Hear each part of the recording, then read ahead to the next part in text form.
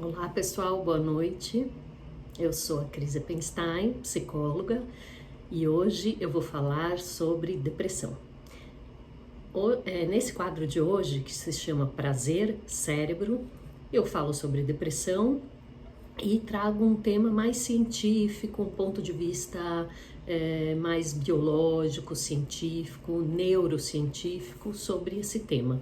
E por que isso, né? Porque eu tô trazendo aqui, né, como é a proposta dessa nossa conversa e desses conteúdos, falar de uma forma mais clara, mais objetiva, mais leve e informativa sobre os aspectos das doenças mentais. Eu não gosto nem de falar doença mental, que já parece uma coisa assim, doença mental. Não deveria, mas ainda assim tem muito preconceito. É uma doença, como qualquer outra, né? Doenças do corpo. E na verdade, a gente está aqui para tratar isso, para ter mais saúde mental. Não do aspecto da doença, mas sim do aspecto da saúde.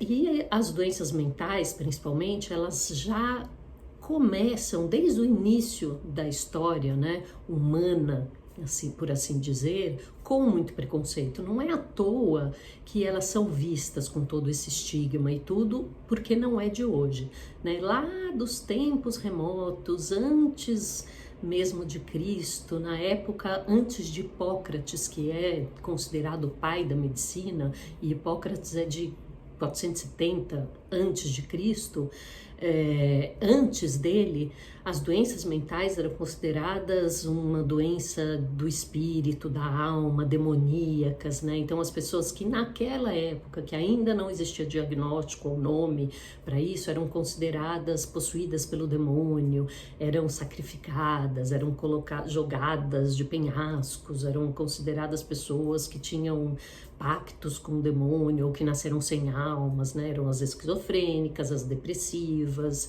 né? As pessoas que eram bipolares e sei lá mais o que, mas eram consideradas pessoas endemonizadas, vamos dizer assim, né? Eram associadas com esse tipo de coisas e com essa conotação. Então começa já de mais de 2000 anos atrás com esse tipo de preconceito e estigma. E quando vem Hipócrates, né, o que é considerado o pai da medicina, ele mais ou menos em 470 antes de Cristo, ele diz o seguinte: não, isso não é uma doença, não é uma falta de Deus, não é uma demonização, são os humores eram os líquidos, né? Então aí ele já começa a associar essas coisas com algo biológico, ainda que fosse, que hoje é considerado já algo ultrapassado, que não são os líquidos, as bilis negra, bile amarela, né? Ainda tem médicos que, né, linhas terapêuticas que continuam dizendo isso, né, dos temperamentos das pessoas. Não vou entrar nessa polêmica, mas ele já começa a dar uma conotação assim, mais biológica para isso, né? Ele foi muito visionário, não só nisso, de trazer para um lado mais biológico e de doença e não de estigma. Ele diz também assim: o que as pessoas precisam é fazer mais atividades físicas, se alimentar bem, consultar sempre um médico. Olha isso, 470 a.C. era isso que ele indicava para as pessoas, né, cuidarem da própria saúde. E aí começa a ter um outro tipo de visão, outro tipo de olhar para essas doenças. Mas o que acontece? Entramos na Idade Média e tudo volta a ser como era antes, né? Tem um período negro da Idade Média para toda a ciência. A ciência passa por um hiato, assim, uma lacuna, que a gente não tem mais pesquisa, alguns temas são proibidos de serem pesquisados, livros são queimados. Então a Idade Média é uma idade negra para pesquisadores, para ciência, para muitas coisas, né? E aí começa a ter o quê? Hospitais psiquiátricos, que naquela época eram chamados de asilos, que você isolava pessoas que tinham esses tipos de comportamentos, né? Dessas doenças que não podem participar da sociedade. E não eram tratamentos, eram isolamentos. Você pegava essas pessoas que tinham esquizofrenia, depressão, bipolaridade, qualquer outro tipo de doença mental e isolá-las da sociedade. Elas não têm cura, elas não podem participar da sociedade, elas são um mal para a sociedade, deixa elas lá naquele lugar. Então, de novo, o estigma, a doença, o preconceito. Então vejam que é uma história que a gente traz, né? Que é uma história, uma cultura ainda muito enraizada, que a gente ainda está limpando tudo isso. Então até hoje, quando se fala de depressão, de doença mental, a gente tem esse preconceito. Então estamos aqui hoje em dia, né? Conseguindo trazer clareza para isso com o avanço da ciência. Então, o que se sabe hoje, né? Por isso que é bom a gente trazer esse conceito mais científico, porque quanto mais a gente trouxer esse conhecimento e os conceitos científicos e os tratamentos, e a gente mostrar, né, cientificamente, empiricamente, como isso também biologicamente é uma doença e não coisas da cabeça, da alma, do espírito, ou de gente que é preguiçosa, ou de gente que é só ter força de vontade, ou de gente que não quer se ajudar. Mas a gente tira esse estigma, tira esse preconceito e também tira a culpa da própria pessoa que está passando por isso. Por exemplo, nos estudos mais recentes tanto nos estudos e nos testes de neuropsicologia, como nos estudos de imagem de neurociência, a gente percebe que tem diferenças neuroanatômicas, por exemplo, nas pessoas com depressão. As pessoas com depressão, por exemplo, se queixam muito de terem raciocínio lento, da memória não funcionar, de não terem muita motivação. E aí a gente percebe nos testes neuropsicológicos que sim, quando a gente faz os testes nessas pessoas, isso são estudos, tá, gente? Eu nunca, por exemplo, nunca fiz teste porque eu não sou um neuropsicóloga, mas eu leio os estudos, que elas têm dificuldade, sim, de memória, de atenção principalmente, e a atenção ela influencia na memória. Por quê? Porque se você não consegue ter um foco atencional, uma manutenção atencional, você não vai conseguir memorizar, né? Porque se você fica muito disperso no momento da atenção, você não consegue consolidar a memória. E é isso que quem tem depressão se queixa. E a gente consegue comprovar nos testes neuropsicológicos que acontecem. Lentidão no pensamento. Sim, a gente consegue comprovar também nos testes neuropsicológicos que tem uma lentidão no pensamento, uma demora na resposta. As outras coisas que tem queixas também é de não conseguir se sentir motivado ou de iniciar, né, motivação. Eu não consigo iniciar essa tarefa, ou se eu inicio eu desisto logo. Então não tem manutenção da motivação ou não tem iniciação para começar tarefas ou coisas novas. E tem também uma tendência a valorizar mais as coisas negativas. Então, esse do ponto de vista neuropsicológico, a gente consegue ver isso nos testes que são aplicados, né? Isso são testes, estudos feitos. Não vou aqui também entrar na parte super acadêmica de citar testes e tudo, mas se alguém tiver mais curiosidade, pode me mandar DM que eu mando o estudo, né? Tem um estudo específico da Universidade, acho que de Curitiba, se eu não me engano, que foi citado várias vezes. Então eu sempre pego os estudos que são mais citados, mais utilizados, com uma boa referência, com uma boa amostra. Esse que eu tô falando para vocês, que eu me baseei para fazer esse vídeo para vocês, é uma revisão, né? Uma revisão de vários estudos para fazer esse artigo. A outra questão foi nos exames de neuroimagem, né? De neuroimagem da neurociência, que eles começaram a perceber de mudanças anatômicas mesmo, em áreas que comprovam que a atenção está realmente mais no córtex pré-frontal, né? Nas áreas que fazem ligação entre a cognição, que é o nosso córtex pré-frontal, elaboração, planejamento, é todo o córtex pré-frontal, essa parte aqui do nosso cérebro, né?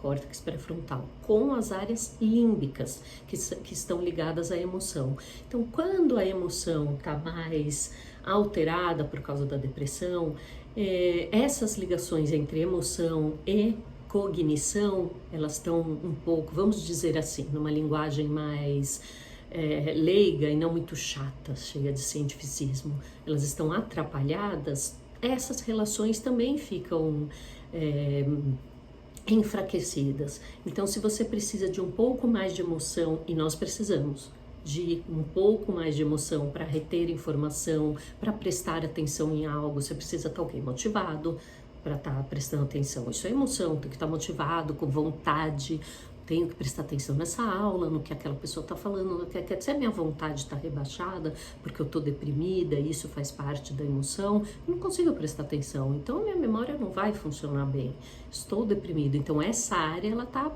pouco, ela está com um funcionamento mais rebaixado, então essas conexões elas estão mais enfraquecidas, e isso eu consigo comprovar nos exames de imagem, ou seja, eu consigo ver que essas áreas não estão trabalhando da maneira como deveriam. Eu consigo ver que essas áreas neuroanatomicamente estão comprometidas num processo de depressão. E muitas vezes elas continuam após, né, um processo longo de depressão. Eu tenho deficiências, né, pós esse processo nessa área, mas não fiquem desesperados. Sim, eu fico com deficiências naquela área que foi muito abalada pela depressão, mas nós temos também uma outra parte que é muito importante. O nosso cérebro é neuroplástico. Então, aquela área pode sim ficar afetada, mas eu vou fazer compensações com outras áreas, novas neuroconexões a partir do quê? De novos aprendizados. Onde eu faço esses novos aprendizados? Na psicoterapia. Eu vou aprender a fazer novos comportamentos, novos pensamentos, a ver as coisas de uma outra forma. Isso é um processo dentro de uma psicoterapia que vai me ajudar a rever coisas, a começar a ver as coisas de uma nova forma, a fazer o que a gente chama de difusão cognitiva, de sair daquele estado de separar mesmo aquele meu tipo de pensamento, a remodelar o meu pensamento, a fazer outros tipos de conexões aqui, né, em todo o meu cérebro. E como que eu faço isso? Me comportando de maneira diferente, mudando de ambiente, fazendo coisas que antes eu não fazia. Não é só pensamento, gente. Nós não somos só pensamento. Nós somos emoções, nós somos comportamento, nós somos pensamento. Então, são todas essas áreas que começam a mudar.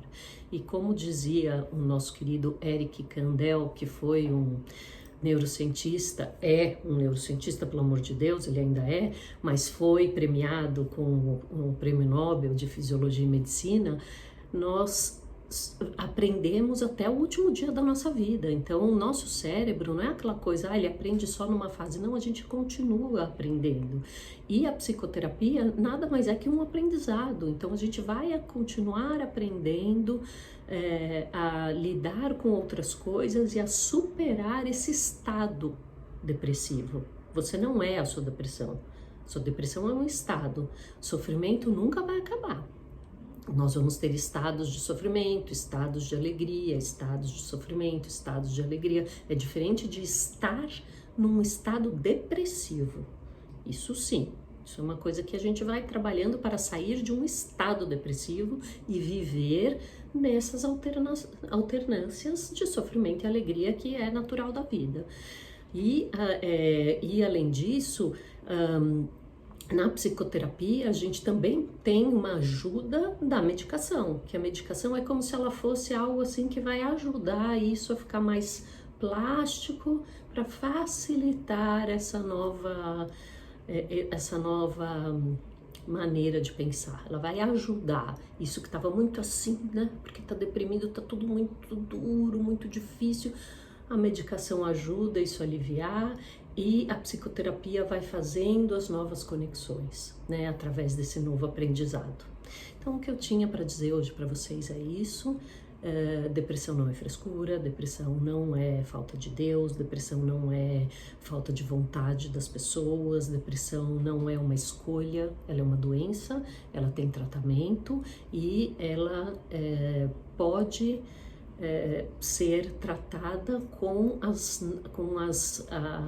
o profissional qualificado para isso. Então não tenham vergonha, não tenham medo, e se alguém da sua família tem, algum amigo seu tem, não seja preconceituoso com isso. É uma doença, tem tratamento e não foi escolha da pessoa ter. Sejam gentis e generosos com as pessoas. Obrigada, e se tiverem dúvidas, mandem para mim, que vai ser um prazer estudar e responder. Até mais!